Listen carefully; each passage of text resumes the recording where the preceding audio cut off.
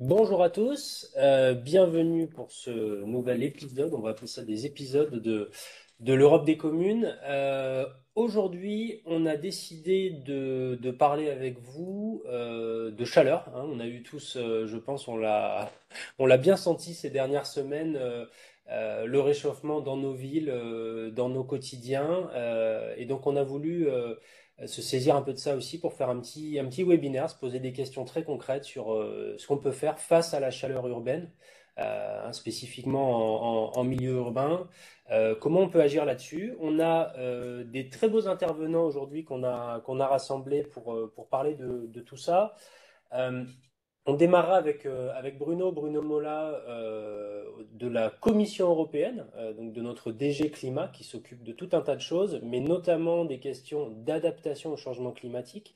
Donc Bruno qui nous fera une petite introduction sur la stratégie européenne en la matière, quels sont les grands axes d'intervention et les grandes priorités. On passera ensuite à Catherine qui est avec moi, Catherine Laurençon de la ville de Marseille, pour avoir un témoignage un peu pratique, un peu concret sur ce que peut faire une ville, en l'occurrence une grande ville comme Marseille, comment elle peut s'organiser aussi et les moyens qui peuvent être mis en œuvre. On passera à Tanguy du côté de l'ADEME qui zoomera sur le dispositif Plus fraîche ma ville, hein, dont vous parlerez un peu tous les deux, pour voir un peu mais de quoi il s'agit, et encore une fois, des possibilités que ça peut ouvrir. Et puis pour terminer, on zoomera un petit peu sur la campagne européenne ici, qui est portée par le Covenant of Mayors, la Convention des maires, campagne qui s'appelle Cities Refresh, et voir là encore ce que ça peut proposer pour les collectivités qui souhaitent s'en saisir.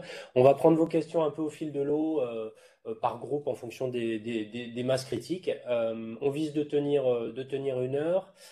N'hésitez pas donc à mettre vos questions dans le chat au fur et à mesure pour qu'on puisse essayer d'y répondre. Si on n'y a pas répondu, on y répondra plus tard par écrit. On aura vraiment une page où on mettra le replay en tant que tel, les supports de présentation et puis une petite FAQ pour ceux qu'on n'aura pas pu traiter aujourd'hui. Voilà, je passe tout de suite la parole à Bruno pour une présentation voilà, du cadre européen en matière d'adaptation au changement climatique. Merci beaucoup Pierre pour déjà pour l'invitation à ce webinaire. Je trouve très important et très adapté au moment que nous vivons, aux semaines passées.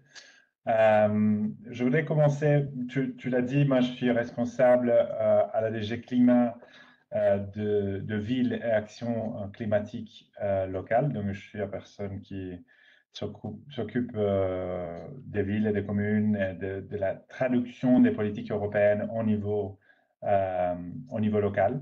Donc, je suis vraiment à l'aise dans ce webinaire et je suis content d'avoir découvert ce format que vous avez développé parce que ça nous donne l'opportunité d'échanger avec les praticiens, ceux qui sont sur le terrain à devoir mettre en œuvre nos politiques.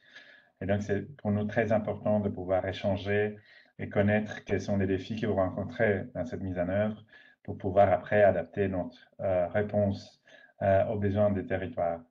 Je vais commencer ma présentation en regardant un peu au contexte global dans lequel on se trouve. L'année passée, il y a eu la publication de la première analyse du risque climatique qui a été réalisée par l'Agence européenne de l'environnement. Et c'est une première étude qui visait à identifier quels sont les risques climatiques plus importants pour notre continent et quel est notre niveau de préparation. Est-ce que, évidemment, nous présenter des recommandations sur ce qu'il faut faire. Donc déjà, nous l'avons déjà remarqué sur notre peau, dans notre expérience quotidienne, les dernières 2 années, donc 2023 et 2024, ont enregistré des niveaux de réchauffement très élevés. Nous avons déjà dépassé pour la première fois le seuil de 1,5 degré de réchauffement de la température moyenne mondiale.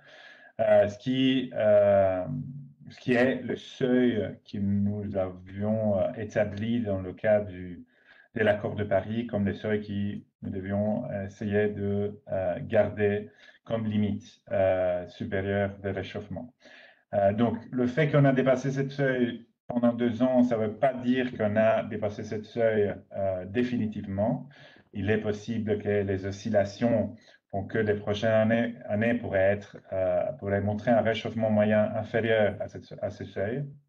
Mais ça veut dire quand même qu'on est en route pour la dépasser. Donc, c'est clair que tout ce qui avait été dit et est dit depuis des dizaines d'années par les scientifiques est réel et on commence à le constater dans notre ville, justement, dans notre territoire. Euh, donc, c'est un signal d'alarme que nous devons prendre en sérieux et que l'Union européenne prend en sérieux. L'Europe en particulier est le continent qui réchauffe le plus rapidement au niveau mondial. En fait, on réchauffe au double de la vitesse que la moyenne, ce qui veut dire qu'un réchauffement de 1,5 degré au niveau mondial se traduit en un réchauffement de 2 voire 3 degrés au niveau européen. La mer Méditerranée est l'une des mers qui réchauffe aussi le plus au niveau global. Et je suis sûr que toutes les personnes qui ont essayé de prendre un bain l'été passé l'ont remarqué, que la température de l'eau était à des niveaux jamais vus avant. Donc, ce qui veut dire ce réchauffement 1,5 degré, en fait, c'est un réchauffement qui peut sembler limité, mais en fait, ce qui porte, c'est un dérèglement du système climatique global. Et donc, d'un point de vue concret, en fait, ça s'est traduit en vague de chaleur, changement de schéma de précipitations, sécheresse, inondation, tout ce que nous voyons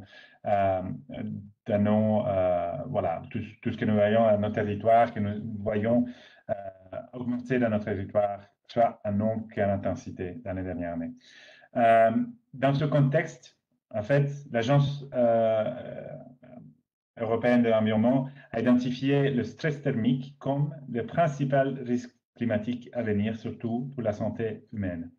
Seulement en 2022, il y a eu de 60 000 à 70 000 décès prématurés dus à la chaleur excessive.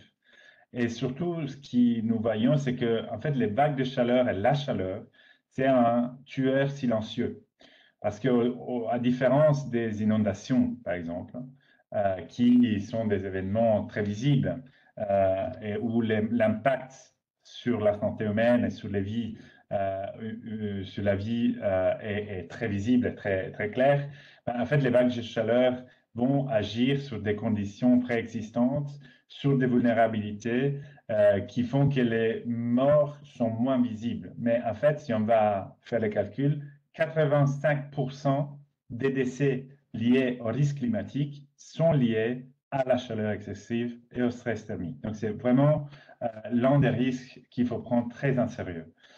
Tout ça dans les zones urbaines, tout ce qui habite une ville savent très bien que c'est particulièrement important dans le contexte urbain parce que, en fait, au-delà du réchauffement en tant que tel, il y a d'autres facteurs qui amplifient ce réchauffement et la chaleur, un contexte urbain, un milieu urbain, ce qui sont par exemple le type de développement urbain, la mobilité ou le système de mobilité qu'on a dans nos villes, la façon de construire les logements, la façon de construire les infrastructures, c'est tous des éléments qui peuvent déterminer quel est l'impact finalement de la chaleur dans nos villes. Ce qui est très problématique, mais en même temps très important et très intéressant. Parce que ça veut dire que nous avons des leviers d'action et nous savons exactement ce qu'il faut faire pour préparer nos villes à faire face au réchauffement qui nous constatons et qui viendra. Donc, urbanisme, normes de construction sont tous des leviers, des instruments, des outils pour réduire les risques liés à la chaleur et à la chaleur en milieu urbain. Nous devons donc d'ici en avant intégrer la planification, la résilience et des considérations de résilience climatique dans toutes nos planifications urbaines, dans le développement des infrastructures critiques et dans nos systèmes de construction. mais aussi dans le système de gouvernance. Et c'est justement ça, un des aspects que la campagne de la Convention des maires, Citizens Refresh, veut justement mettre en avant. La gestion de la résilience en Europe, bien sûr, la résilience, c'est quelque chose de complexe, c'est quelque chose qui se réalise dans les territoires, mais l'Europe, bien sûr, a un rôle à jouer là-dedans, et c'est un rôle qui vise surtout l'amélioration de la gouvernance et les soutiens aux responsables de risque, donc ceux qui font face aux risques sur le terrain, en leur donnant accès à des données et à des outils adaptés qui leur permettent de répondre à ces risques. Donc, à présent, nous sommes en train de... En fait, l'évaluation européenne du risque climatique a montré que nos niveaux de préparation institutionnelle, nos systèmes et nos acquis jusqu'ici en termes d'adaptation et résilience n'est pas suffisant. Et donc, nous devons faire plus. C'est pour ça que l'Union européenne et la présidente de la Commission a inséré dans ses lignes directrices politiques, a inséré une nouvelle initiative, qui c'est l'initiative européenne pour la résilience et la gestion du risque climatique, qui devra informer en fait toute l'action au niveau européen et au niveau des territoires en matière de résilience. Cette initiative qui est en train d'être développée, en fait, est divisée en deux parties. Il y a un plan et une loi. Et l'objectif, c'est de réduire les risques climatiques et les vulnérabilités d'un côté, mais aussi de construire notre niveau de préparation vis-à-vis les risques inévitables, les conséquences inévitables du changement climatique. Donc, ce que cette initiative va garantir, c'est un cadre de référence commun pour l'évaluation des risques climatiques, donc faire en sorte qu'au niveau européen, on ait un système uniforme d'évaluer les risques climatiques pour après pouvoir donner une réponse coordonnée. Et surtout, un cadre de référence pour coordonner l'action aux différents niveaux de gouvernement. Donc, de l'Europe jusqu'aux acteurs locaux, en passant par les gouvernements nationaux et régionaux, pour faire en sorte qu'en fait, il y a un alignement d'objectifs, de politique et aussi, bien sûr, de fonds, et donc de l'allocation de fonds pour garantir que tous les acteurs concernés par des risques particuliers aient les instruments pour y répondre. L'initiative prévoit aussi de développer des outils justement pour aider les acteurs publics et privés à évaluer le risque et à se préparer à y faire face, et surtout à gérer les priorités des risques. Ces outils, c'est des outils des données, donc d'évaluation, mais des outils de planification, mais aussi des pratiques, donc des expériences, des systèmes de réponse qui nous sommes en ce moment et dans plusieurs territoires, on est en train de tester et que nous voulons bien sûr faire connaître dans tout le continent pour permettre à tous de pouvoir en bénéficier. Et finalement, très important, améliorer les systèmes de financement actuels. Pour le moment, la résilience et l'adaptation au changement climatique, c'est quelque chose qui concerne surtout les fonds publics, donc qui est financé à 90% par des fonds publics. Bien sûr, les fonds publics seuls ne sont pas suffisants pour couvrir les coûts liés à la construction et à la construction de notre résilience. Donc, il faut certainement mobiliser aussi les fonds privés. Et c'est pour ça qu'on essaie de mettre en place des systèmes qui permettent, à travers des instruments financiers innovants, de mobiliser le capital privé et surtout améliorer aussi la capacité d'assurer le risque. Donc, le cadre européen est fondamental et c'est clair, et ça doit donner justement cette coordination au niveau continental et mettre en condition les gouvernements de répondre aux risques dont ils sont responsables. Mais finalement, l'adaptation, comme je le disais avant, c'est une action très locale qui est fait sous les spécificités des territoires, parce que les risques et les vulnérabilités sont spécifiques de chaque territoire, et donc c'est pour ça que l'action locale est fondamentale. Donc, bien sûr, on peut donner des lignes directrices au niveau européen, en fait, c'est l'expérience locale qui fait la résilience. Et donc, c'est dans ce cadre, justement, que la Commission veut aussi développe aussi des initiatives importantes pour renforcer l'action des acteurs locaux. Et les plus importants, c'est certainement la mission adaptation qui vise à expérimenter des nouvelles pratiques et après à les diffuser au niveau continental, et la Convention des maires qui accompagne les autorités locales à identifier les vulnérabilités et planifier leurs réponses en connectant avec toutes les différentes opportunités qui existent au niveau européen, tant au niveau des connaissances, outils et aussi financement. Et donc, dans ce cadre, par exemple, la campagne dont on discute aujourd'hui, la Cities Refresh, c'est une campagne qui vise justement à créer cet espace de connaissances au niveau européen qui permet d'identifier des pratiques innovantes et efficaces et les échanger au niveau européen pour permettre à d'autres aussi de profiter de cette connaissance qui a été développée. C'est une bataille, pour conclure, c'est une bataille qu'on ne va pas gagner tout seul. Donc, aucun niveau de gouvernement peut penser de résoudre, résoudre le problème climatique en isolement. Donc, il faut, la coordination de l'action est fondamentale dans ce sens, et nous plaidons fort pour que tous les niveaux de gouvernement s'assoient autour de la table, au niveau européen, au niveau national, au niveau local, pour développer les actions les plus adaptées. Nous sommes toujours disponibles à l'échange, et c'est pour ça que nous, justement, je suis bien content d'être ici, et j'attends de répondre à vos questions et aussi d'entendre vos suggestions par rapport à votre expérience. Merci beaucoup. Merci beaucoup, Bruno. On va continuer tout de suite avec Catherine pour se plonger un peu dans un exemple inspirant de ce qu'une ville a pu faire et sur quoi vous êtes engagé en ce moment. Ok, bonjour à tous. Donc pour commencer, le profil un petit peu géocaractéristique de la ville de Marseille, un petit rappel rapide sur les chiffres clés. Marseille, c'est une ville de presque 900 000 habitants. C'est la slide d'avant. C'est un vaste territoire qui est 2 fois plus vaste que la ville de Paris, dans une métropole de 1,2 million d'habitants et 92 communes. On a 52 km de traits de côte, 40% d'espaces naturels protégés et donc un tissu urbain très étalé dans une infrastructure de transport en commun très limitée. La place de la voiture, elle est encore très majoritaire dans cette ville, même si la sociologie évolue avec l'arrivée des nouveaux habitants qui se déplacent de plus en plus en vélo.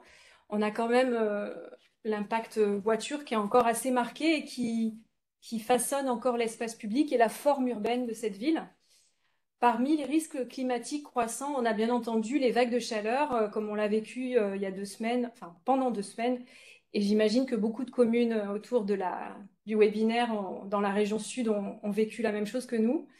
On a aussi le risque incendie, et d'ailleurs aujourd'hui, voilà, on a un incendie très fort au Pen Mirabeau qui fait arriver sur la ville de Marseille une fumée jaune assez intense. Donc voilà, on a le combo du Mistral et voilà, donc les incendies, les sécheresses, les inondations du Vieux-Port. Maintenant, c'est presque chaque automne, le Vieux-Port est inondé.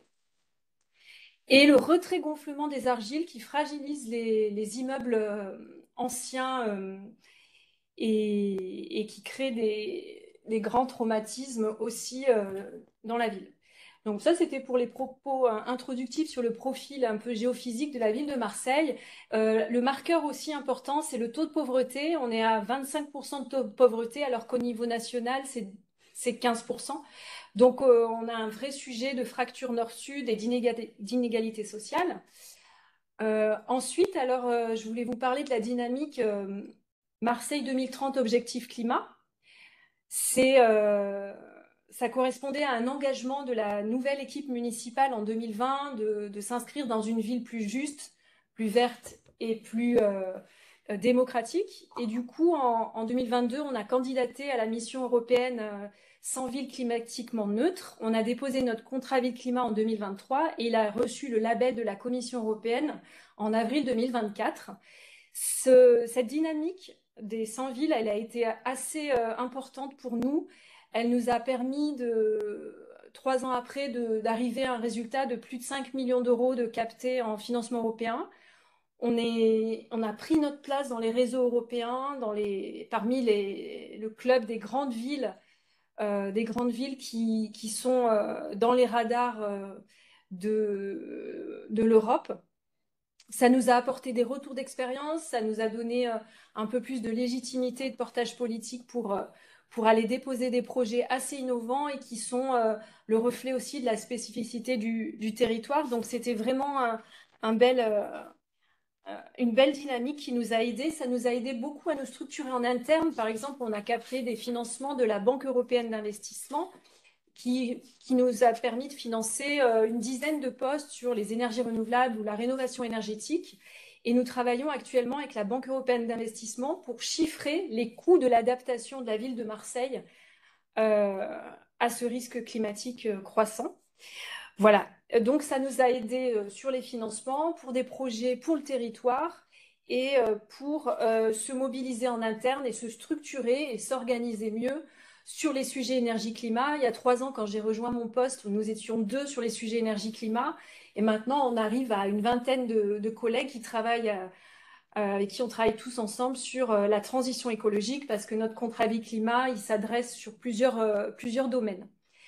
Voilà, donc ça c'était pour vous parler de cette dynamique. Ensuite, j'en viens au sujet de la surchauffe urbaine, avec cette montée en compétences de force, de capacité administrative et aussi parce qu'on travaille beaucoup avec les chercheurs, on a lancé toute une série d'études de diagnostics et on a la cartographie de la surchauffe urbaine en coopération avec la métropole également, où on a identifié une dizaine d'îlots de chaleur urbains. Cette cartographie nous aide, ces diagnostics, ces outils de diagnostic aussi avec l'AGAM, l'Agence de l'urbanisme, nous aident à prioriser l'action et voir où sont les priorités où on doit agir. Donc on est clair qu'on a un problème de surchauffe urbaine à Marseille et on est clair qu'on a certains quartiers qui sont plus affectés que d'autres. Et ces quartiers-là, ça raconte aussi l'histoire de la ville. Parce que dans la diapositive suivante, on a aussi fait une étude sur comment était le centre-ville historique de Marseille au début des années 1900, début du XXe siècle. Il y avait 2 fois plus d'arbres. Donc en 75 ans, la ville, elle a perdu la moitié de son patrimoine arboré. À l'époque, elle était déjà climatiquement bien conçue, bioclimatique, avec des arbres, des ruelles étroites, de l'ombre. Des arrière-cours derrière l'immeuble typique marseillais du 3 fenêtres. Voilà, et le cycle de l'eau était assez pensé avec ces trames végétales.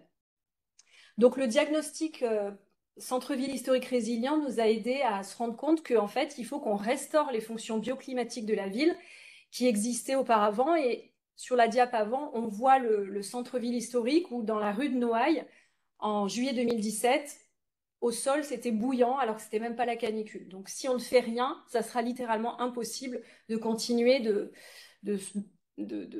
vivre dans ces espaces-là.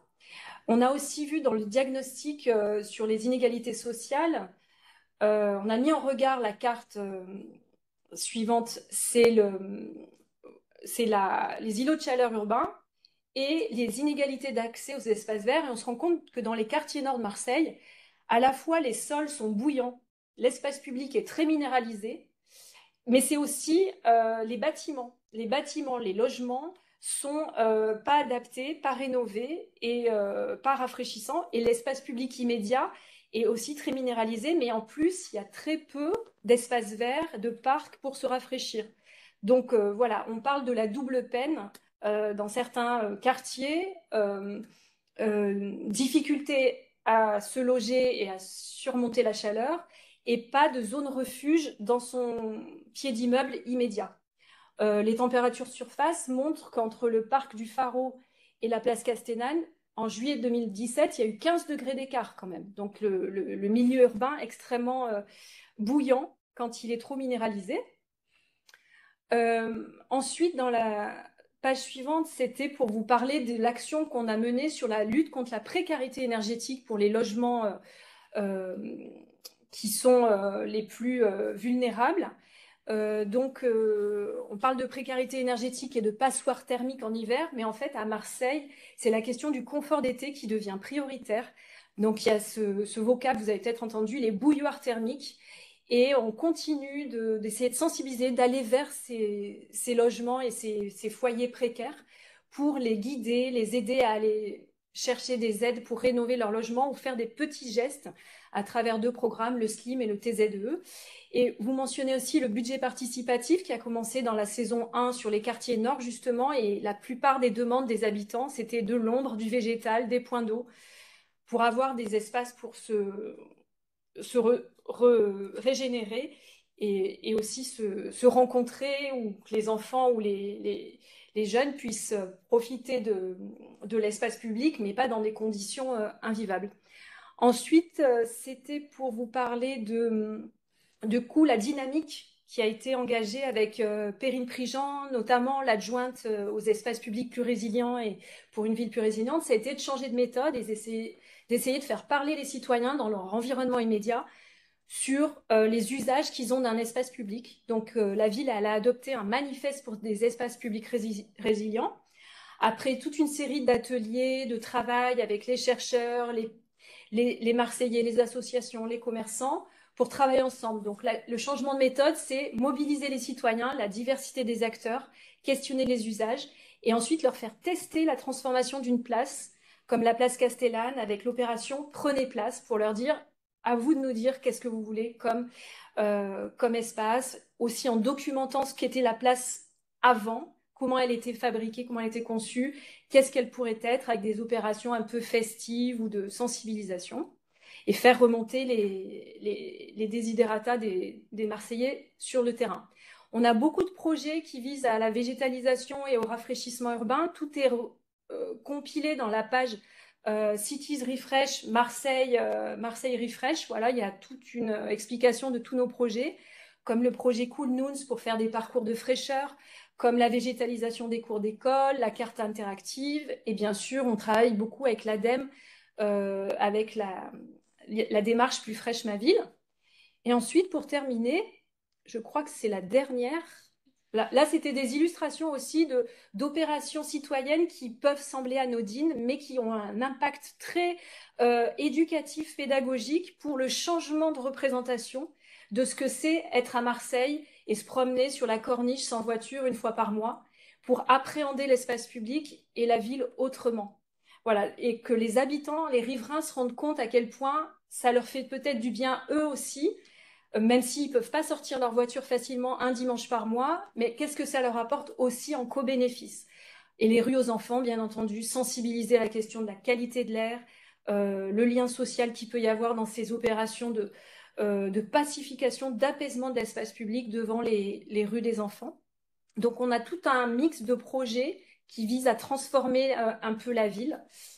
Et la dernière chose, c'était qu'on agit aussi pour sensibiliser en interne les agents à travers le campus transition écologique que je suis chargée de coordonner pour la ville. On a lancé des fresques du climat, on a fait toute une campagne sur la sobriété énergétique, et maintenant on fait une campagne sur les gestes pour se rafraîchir en période de canicule, comment est-ce qu'on utilise la climatisation ou on se rafraîchit autrement avec des stores, des ventilateurs.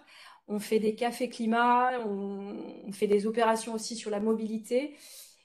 Et toutes ces actions de Marseille qui se transforment, Marseille face au changement climatique, vous pouvez le retrouver dans un webinaire qu'on a fait avec Idealco. Donc ça, on pourra vous donner le lien. Et c'est un webinaire disponible en replay. Toutes les collectivités peuvent le consulter. Ça dure 1 heure. Et ça reprend tous les risques et les enjeux du climat à Marseille et quels sont les projets, les priorités d'action qu'on a menées. Et on a aussi, bien entendu, le rapport développement durable qui s'appelle Marseille en transition, où il y a une partie Marseille s'adapte, Marseille réduit son empreinte carbone, Marseille ville inclusive et Marseille ville exemplaire par son administration éco-responsable. Voilà. Merci beaucoup, c'était très clair et inspirant. Je propose qu'on aille tout de suite du côté de Tanguy pour élargir un petit peu le propos à l'ensemble du dispositif Plus fraîche ma ville. Je te laisse la parole. Oui, merci beaucoup.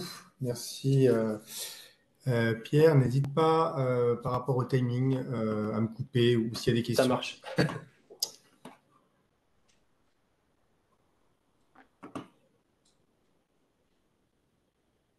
Alors, bonjour à tous, ravi d'être parmi vous cet après-midi. Donc, je vais vous présenter en une dizaine de minutes le dispositif Plus fraîche ma ville, qui est du coup une initiative portée par l'ADEME, qui est à destination des agents et des élus pour les faire passer à l'action sur leur projet de rafraîchissement urbain.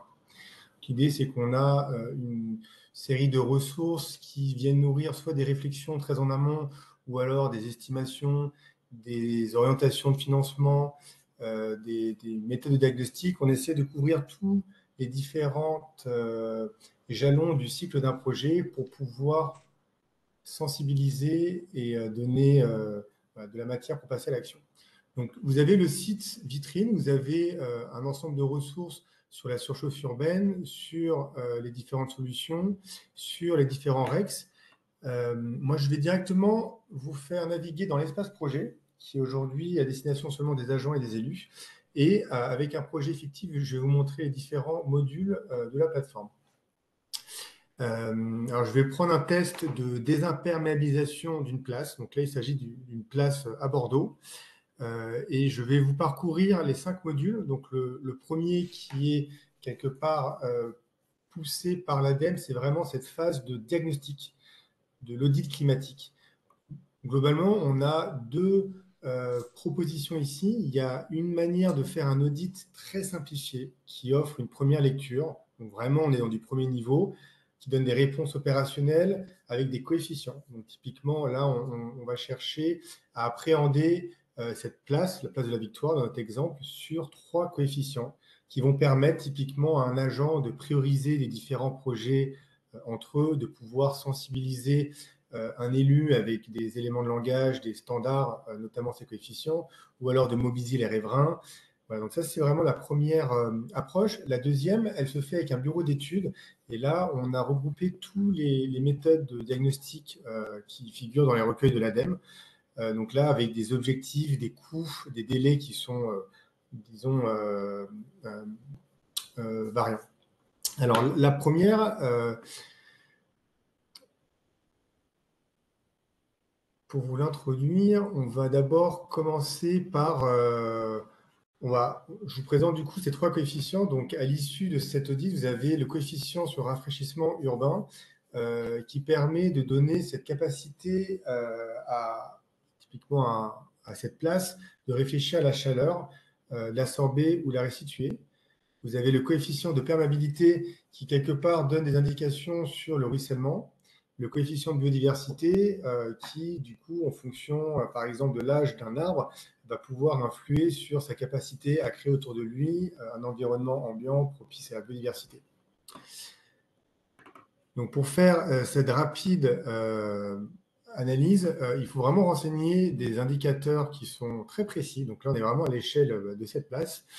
Typiquement, donc là, c'est un exemple précis. Sur cette place, on a 5 arbres entre 20 et 50 ans. On a une place très minérale parce qu'on a 500 mètres carrés de surface en enrobé bitumineux. On a 30 mètres carrés de surface recouverte de pagés à joints végétalisés et on a 15 mètres carrés d'ombrage végétalisé. Ouais, on a du coup à l'issue ces livrables où on a ces 3 coefficients qui vont permettre du coup dans un premier temps soit de comparer, soit de cranter le projet aujourd'hui pour faire valoir un avant-après avec les différentes solutions. Donc ça, c'est aussi intéressant comme objectif. Et puis aussi, voilà, pouvoir communiquer et après ça, flécher à différentes solutions qui peuvent du coup répondre, faire rehausser ces coefficients. Là, on a ces 4 familles de solutions, donc je vais présenter juste après. Donc ça, c'était du coup cette approche qui est très simplifiée. Et la deuxième, du coup, en fonction d'objectifs spatio-temporels, donc typiquement, si on va chercher à mesurer, à cartographier le phénomène de l'îlot de chaleur urbain, on a différentes méthodes ici, avec les délais approximatifs moyens. Et puis, dans chaque carte, on a à gauche le détail de la méthode et à droite des retours d'expérience de villes qui ont mis en place cette méthode. Donc, typiquement Toulouse, Libourne, Chambéry. Et ici, on va détailler de manière assez didactique les tenants et aboutissants de cette méthode.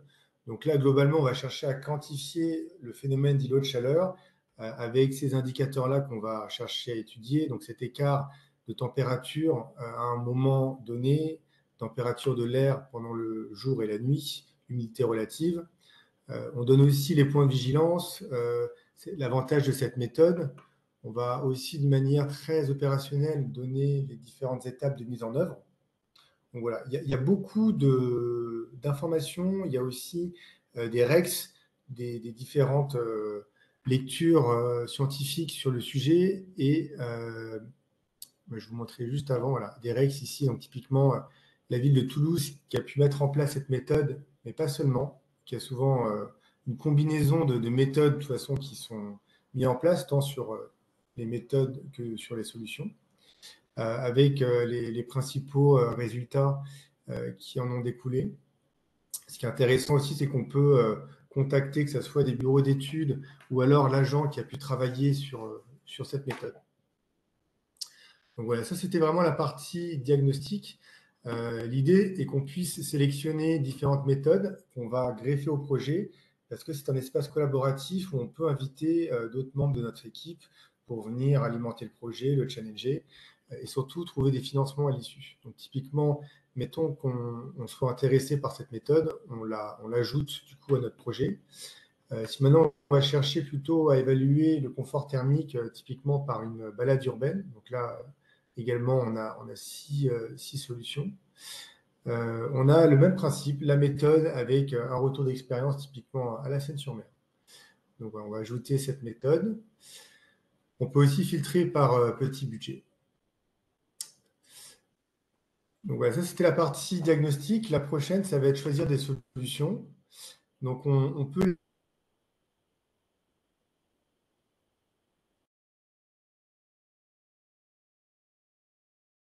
J'ai l'impression qu'on a perdu Tanguy. C'est dommage, on rentrait en plein dans l'action. On va pouvoir continuer un petit peu. Je pense qu'on pourra récupérer Tanguy après. Peut-être j'en profite pour prendre une question. On a eu une première question qui était quand même très large, mais intéressante. C'est au final la question de la typologie des aides européennes qui sont disponibles pour l'ensemble des projets. Alors, sans vouloir non plus trop m'avancer sur Covenant of Mayors, mais peut-être un aperçu de manière générale. Je ne sais pas si Bruno, c'est une question que tu veux prendre, un petit peu de manière générale. Une cartographie des financements européens ou si tu veux que je la prenne, mais je te laisse la parole avec plaisir si tu le souhaites. Voilà, merci. D'ailleurs, j'avais vu la question comme qu'elle était un peu, comment dire, vaste. Je pensais que c'était mieux justement répondre de vive voix. Donc, le cas des financements européens, il faut toujours comprendre que d'un côté, il y a les financements directs, donc les financements que l'Union européenne peut directement transférer aux collectivités locales, par exemple. Et après, il y a les financements en gestion partagée, donc sur les fonds européens qui sont gérés au niveau national. Or, la plus grande quantité, c'est les financements qui sont gérés au niveau national. Donc, quand on pense à action climatique, soit mitigation ou soit adaptation, il est important de considérer que la plupart des financements disponibles sont toujours dans le cadre des fonds nationaux, par exemple liés au fonds de cohésion ou à la RRF, donc vous m'aiderez comment on prononce ça en français, FEDER. Resilience. FEDER. FEDER pour les fonds de cohésion, mais la Recovery and Resilience. Plan de relance. Plan de relance, Plan de c'est la résilience. FRR en langage barbare FRR. technocratique. Voilà. FRR. Ça reste quand même là où il y a le plus d'opportunités pour les collectivités locales. En même temps, il y a d'autres opportunités qui sont des opportunités de financement direct de l'Union européenne. Dans ce cadre, nous avons certainement central à ce moment, c'est la mission adaptation. La fonction, c'est justement de financer des initiatives pilotes et l'échange de connaissances entre les collectivités, mais on part vraiment sur des des initiatives innovantes, et donc un nombre limité, évidemment. Après, il y a d'autres financements comme les programmes LIFE, qui offrent aussi des opportunités intéressantes pour les collectivités locales. Après, on peut toujours regarder, comme Marseille vient de le mentionner, à des financements qui ne sont pas forcément des institutions européennes ou des financements à fonds perdus, disons, mais plutôt de financements à instruments financiers comme ceux qui sont mis à disposition par la Banque européenne des investissements, qui représente quand même aussi des opportunités intéressantes, bien sûr, des gestions un peu plus complexes. Ce que je voudrais ajouter par rapport au Fonds de cohésion, donc FEDER, la révision qui a été présentée, la proposition de révision qui a été présentée par la Commission récemment, prévoit la possibilité de transférer les fonds qui étaient programmés dans d'autres chapitres sur un nouveau chapitre qui est relatif à l'adaptation et la résilience. Donc, cependant, si les États membres utiliseront cette opportunité, il est possible qu'au niveau national et régional, il y ait de nouveaux fonds à disposition dans la programmation Accord 21-27 pour financer la résilience au niveau local. Merci beaucoup. Dernière chose, désolé, ça c'est important, j'ai oublié. Ce qui se passe maintenant aussi, ça ne concerne pas forcément directement les financements, mais ça peut avoir un impact sur ça aussi. En fait, la Commission européenne est en train de développer un nouvel agenda politique pour les villes. Et dans cet agenda, en fait, que nous sommes en train de développer en ce moment, il y a déjà des brouillons qui circulent, mais juste à l'intérieur de la Commission pour le moment. En fait, l'ambition, c'est justement de garantir l'uniformité de l'action de la Commission européenne vis-à-vis des villes, donc aussi sur la priorité climat et environnement.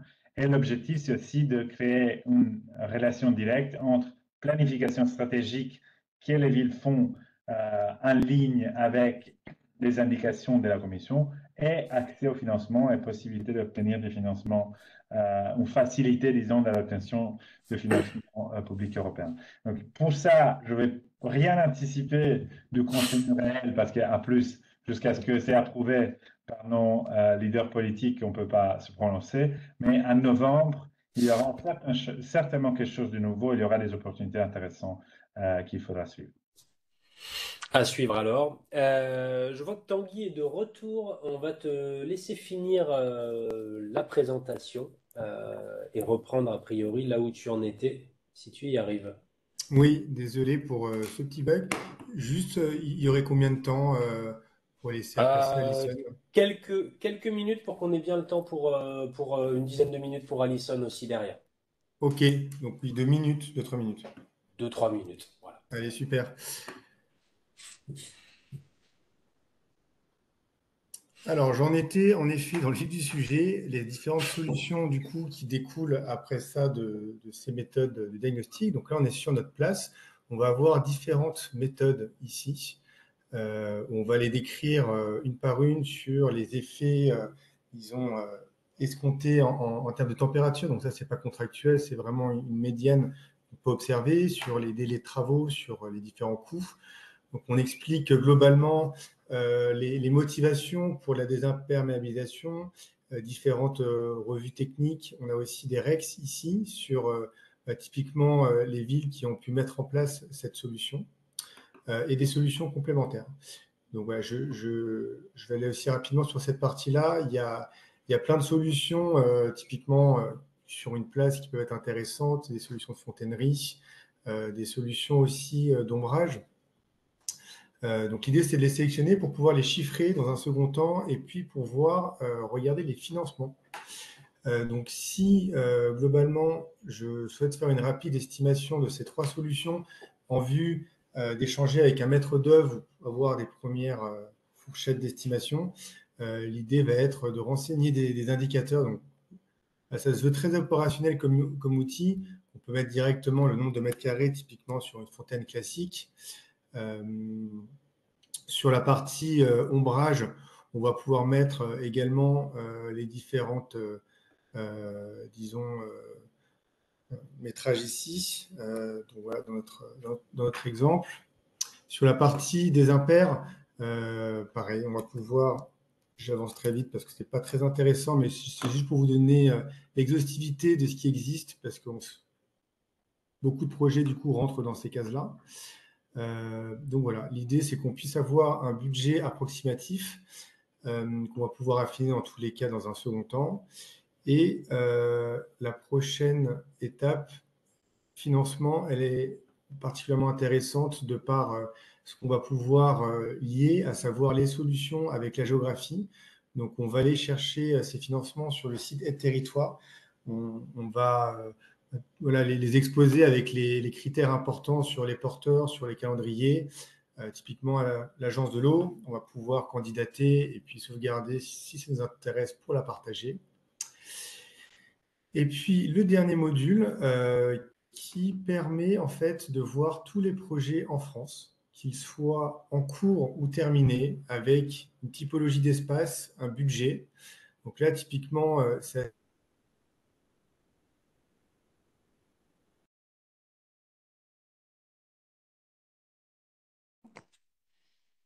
Tanguy, peut-être que tu pourrais enlever ta caméra pour les 2 minutes qui nous restent, si tu nous entends encore. Ça doit consommer un peu trop. Bon, on décrète qu'on a de nouveau perdu Tanguy. Alison, du coup, eh ben, enchaînons tout de suite ouais. sur...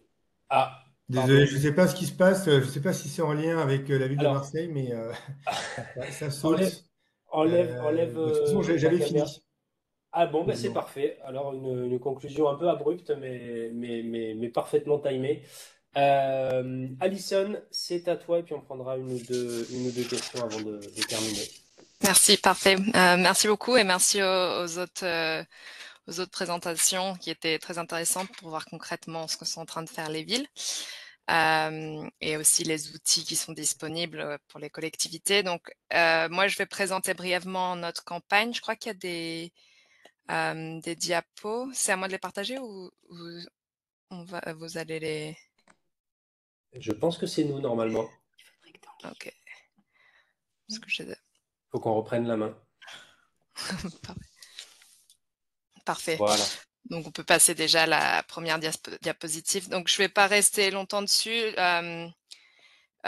Bruno a bien présenté les risques que représente vraiment la chaleur urbaine pour nos collectivités et surtout les communautés, les résidents dans les villes. Donc, 70% de la population en Europe habite dans des villes. Donc, c'est très important de voir et d'adresser ce risque au niveau local.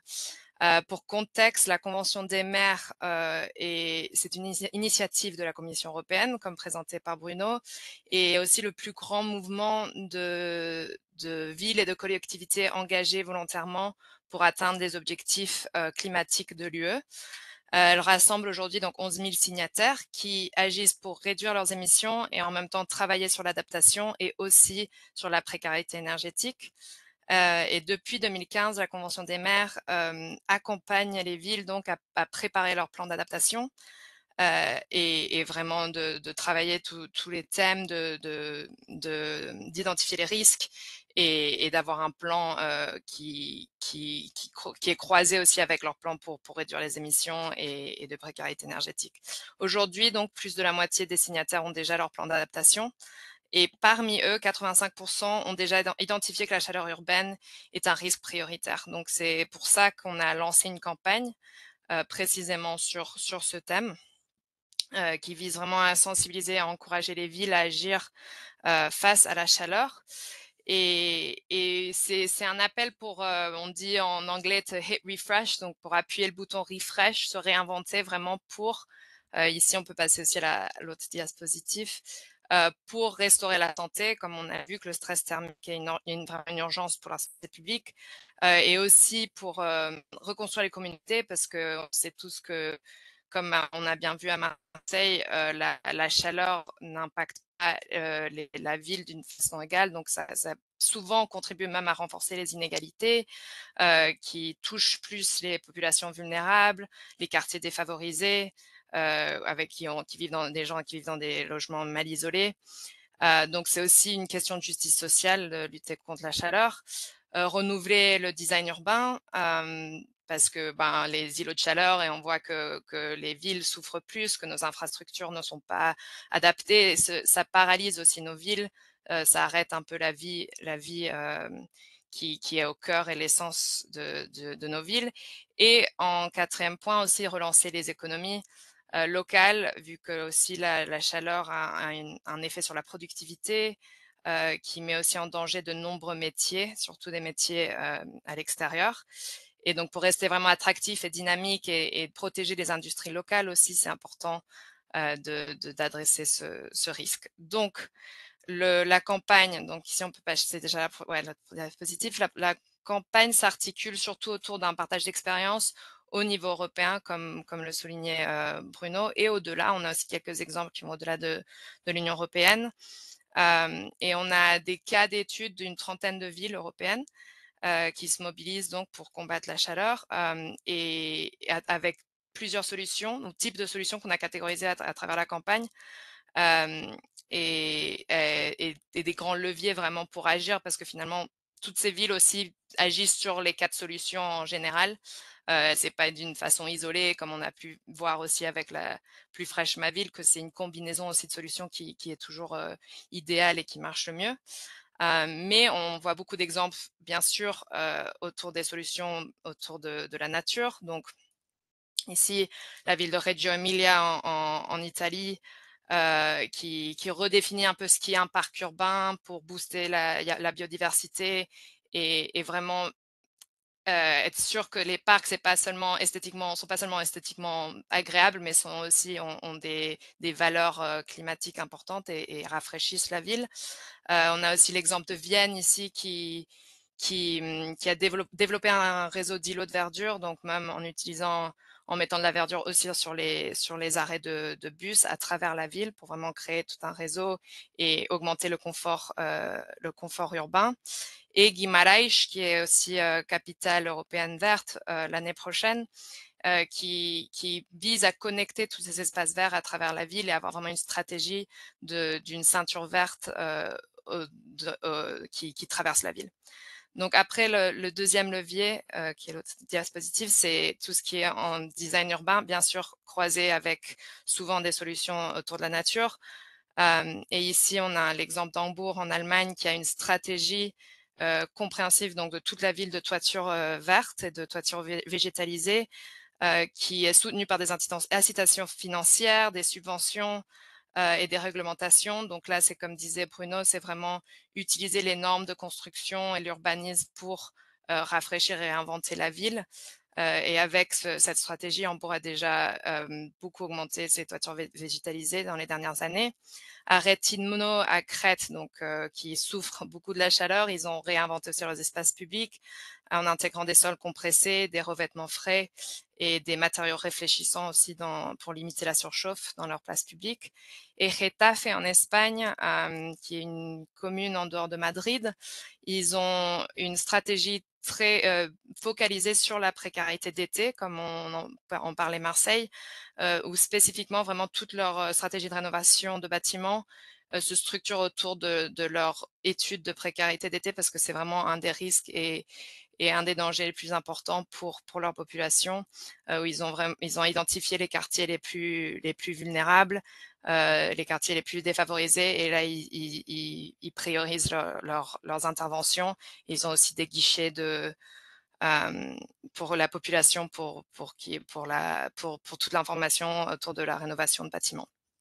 Et ensuite, il y a aussi, comme avait mentionné Bruno, toutes les solutions en termes de gouvernance, qui est très important. Donc là, c'était montrer comment partout en Europe, il y a des approches similaires pour vraiment développer des plans, précisément des plans pour la chaleur. Donc là, j'ai pris l'exemple de Maribor en Slovénie, qui est la première ville en Slovénie d'avoir préparé un plan d'action autour de la chaleur, basé sur leur carte thermique. Donc j'ai vu aussi, il y avait une question dans le chat de comment faire agir ou faire prioriser la question de la chaleur dans la ville. Et souvent, cette première étape d'avoir une carte thermique et de visualiser, de montrer l'impact, c'est un bon premier point pour vraiment pousser l'action locale et les agents et les gouvernements locaux pour d'agir dessus, parce que on peut savoir qu'il y a une différence de température dans la ville, mais une fois qu'on le voit et on le quantifie, on met des chiffres dessus, ça pousse plus à l'action. Donc, on a beaucoup d'exemples à travers la campagne.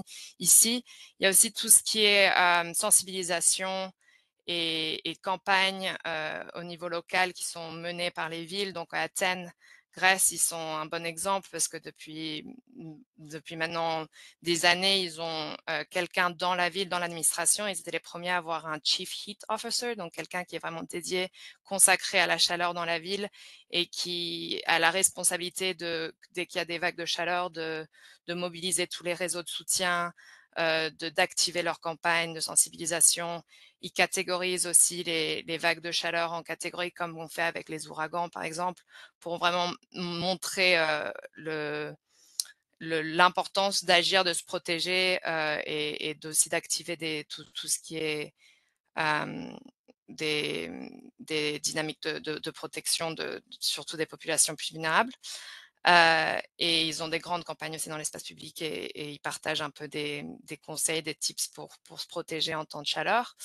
Valence, en Espagne, ils ont installé des réseaux aussi de refuges climatiques, ce qu'ils appellent des espaces qui sont climatisés, qui sont plus frais, publics, disponibles à la population, donc qu'on peut voir sur une carte et accéder ouvertement et librement pendant des vagues de chaleur. Et après, il y a tout ce qui est loi pour réglementation aussi, et loi pour protéger les travailleurs, les agriculteurs et tout le monde qui travaille à l'extérieur. Comme en Italie, ils ont beaucoup, au niveau plutôt régional, mis en place des lois pour protéger les travailleurs extérieurs. Et enfin, le quatrième levier qui apparaît à travers la campagne et qu'on a aussi vu avec l'exemple de Marseille, c'est tout ce qui est mobilisation des communautés et de s'appuyer aussi sur les populations même pour qu'ils définissent comment ils veulent voir leur espace, pour qu'ils participent à la végétalisation des places ou à la rénovation de leurs bâtiments, des workshops, très particulièrement des ateliers avec les populations plus vulnérables pour qu'ils sachent vraiment comment agir en temps de chaleur. Donc ça, c'est un peu des exemples qui apparaissent dans la campagne partout en Europe. Donc, pour avoir des exemples un peu au-delà de la France, que vous pouvez tous consulter le site, qui est là la prochaine diapositive. Le site pourra trouver de l'inspiration, explorer notre carte et voir les différents exemples. Aussi, on a un refresh kit merci, qui rassemble tous les outils, un peu outils ressources pour aider les villes. Et enfin, aussi, si on est toujours ouvert, on invite tout le monde à participer aussi, à partager une action ou deux actions ou plusieurs actions qu'ils sont en train de prendre pour agir face à la chaleur, pour vraiment mobiliser les villes et montrer aussi qu'on est en train d'agir face à ce risque. Merci. Merci beaucoup et merci pour le respect du timing aussi, c'est pile poil. Je pense qu'on a eu un très bon aperçu de la boîte à outils au niveau du diagnostic, au niveau ensuite des actions qui sont possibles. Donc l'idée, c'était vraiment de vous inspirer aussi dans vos projets à travers l'exemple concret de Marseille et puis des campagnes et des outils de l'ADEME. Peut-être, bon, Alison, tu avais commencé à y répondre un petit peu, mais on avait une question qui est pas facile. Vraiment, c'est comment est-ce qu'on pousse les villes à agir? Alors, tu mentionnais l'idée d'objectiver visuellement les choses et que c'était un premier pas. Est-ce qu'il y a peut-être d'autres remarques de l'expérience, peut-être de la Convention des maires pour pousser les villes? Et puis, même question pour Catherine, enfin, d'une expérience vraiment locale. Qu'est-ce qui a pu faire aussi et qu'est-ce qui continue à être essentiel pour surmonter un peu les blocages sur ces différentes questions? Je sais pas qui veut. Moi, je Catherine, peux vas-y. témoigner Vas-y, Béatrice. On avait beaucoup de contraintes pour agir parce qu'on n'a pas la compétence directe sur l'énergie, la mobilité. Ouais. Donc, la première contrainte institutionnelle dans la jungle du millefeuille administratif français. Et c'est vrai que là, l'Europe nous a aidés en s'inscrivant dans les réseaux et la mission. Mhm. Ça nous a aidés. et les financements captés. Donc en fait, pour vous répondre, le projet Cool Noons qu'on a obtenu dans un programme européen, ça nous a obligés à agir et ça a accéléré. Donc un des conseils que je pourrais dire à des communes qui veulent agir mais qui n'arrivent pas à convaincre leur exécutif, c'est peut-être de déposer des projets européens. Comme ça, après, ils sont obligés de les mettre en œuvre. Et puis ça ramène des moyens. Très bon conseil. Alison? Et je crois que c'est déjà un très bon conseil de Catherine, mais je pense aussi que tout ce qui est des démarches de participation citoyenne, ça pousse souvent aussi à, à- à prioriser et mettre en avant que je crois que tout le monde et toutes les populations sont inquiets vraiment de la chaleur et la hausse des vagues de chaleur. Et dès qu'on met en place des démarches de participation citoyenne, on va avoir cette inquiétude qui remonte. Donc, sur des espaces très précis, qu'est-ce qu'on veut voir dans ces espaces? Souvent, comme disait Catherine à Marseille, les gens, ils ont l'envie d'avoir plus de verdure, plus de fraîcheur dans leurs espaces publics. Donc, déjà commencer à avoir des interventions, même des ateliers par ici, par là, et bon, une plus grande échelle. Il y a aussi des villes qui ont des assemblées citoyennes sur les questions d'adaptation, et je crois que là, la question de la chaleur urbaine va remonter aussi beaucoup. Mais je crois que c'est déjà aussi un bon point pour faire agir et pousser un peu à l'urgence. Peut-être une dernière question, on a déjà débordé un petit peu, mais on a des questions sur la biodiversité, le rôle de la biodiversité. On a une question aussi sur la préservation des espaces existants, l'entretien des espaces existants. Peut-être une question pour Tanguy, parce que vous avez vraiment ces ordres de grandeur, ça fait partie un peu de la philosophie du dispositif que vous avez. Je pense qu'intuitivement, le simple fait de préserver l'existant, en général, c'est la meilleure et première des actions à faire, mais est-ce que c'est quelque chose que tu peux confirmer, infirmer du point de vue vraiment oui, des ordres de grandeur en termes d'impact? Ah, tu es micro coupé, micro coupé. Construire, repenser l'existant, c'est souvent ce qu'il y a de mieux comme solution, sous plein d'aspects, notamment aussi financiers. On met aussi beaucoup en avant, donc j'ai pas trop eu l'occasion, les solutions frugales, parce qu'il y en a plein, il y a plein de solutions qui coûtent pas forcément très cher et qui ont des impacts assez intéressants. Donc, je dirais, on met en tout cas beaucoup en avant ces solutions-là dans les accompagnements qu'on fait avec des petites collectivités qui n'ont pas forcément les ressources. On leur ouvre les yeux sur des solutions, que ce soit d'ombrage, de changement de comportement, qui ont leur effet. Donc, voilà, je répondrai plutôt sur ces solutions-là qu'on met en avant, qui peuvent du coup travailler avec l'existant. Ok, ben merci à tous. On va s'arrêter là. Je vous invite tous, si c'est pas le cas, à suivre un peu nos activités diverses et variées du côté de l'Europe des communes, à vous inscrire à notre newsletter, c'est le moyen le plus facile de vous tenir au courant. On a aussi sur ce slide un certain nombre de partenaires avec lesquels on travaille en termes d'informations européennes. N'hésitez pas à contacter toutes ces ressources. On a un site aussi avec des pages thématiques qui se saisissent de certains sujets, de certaines compétences pour les traiter un peu comme on essaye de le faire dans des webinaires. Donc n'hésitez pas à suivre tout ça. Et puis on est en train de programmer un peu les webinaires de la rentrée. Donc tenez-vous informés et à bientôt. Un très grand merci à tout le monde. Bruno, Catherine, Tanguy, Alison. C'était en tout cas pour moi très clair, concis et très bien illustré. Voilà, j'espère que ça aura été utile à tout le monde de l'autre côté des écrans. Merci beaucoup. Merci, au revoir. Merci Merci. beaucoup. Merci, au Merci, au revoir. revoir.